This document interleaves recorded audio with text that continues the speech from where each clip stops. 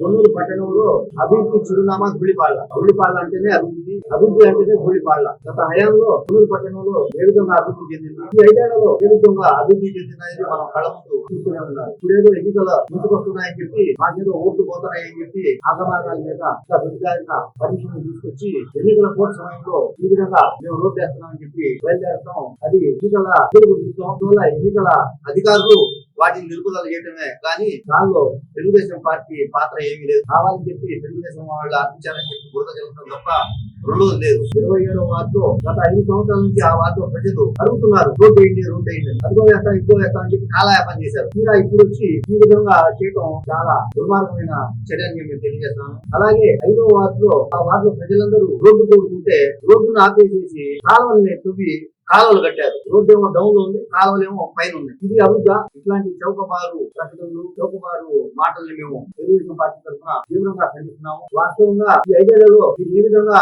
అభివృద్ధి చేశారనేది వార్డులో 31 వార్డులో శ్వేతపత్రం విడుదల చేయండి. మేము చర్చకు కూడా సిద్ధంగా ఉన్నాం. మేము కూడా ఛాలెంజ్ చెప్తున్నాం. గత 5 ఏళ్లలో ఏ విధంగా అభివృద్ధి చెందింది, ఇప్పుడు మీ అభివృద్ధి అనేది ప్రజల ముందు కళ్ళ కట్టినట్టు మేము చూపించడానికి సిద్ధంగా ఉందని చెప్పి తెలియజేస్తూ, రాబోయే రోజుల్లో ఇలాంటి చౌకబారు మాటలు మాట్లాడితే చూస్తూ ఊరుకోమని చెప్పి మేము తీవ్రంగా హెచ్చరిస్తున్నాం.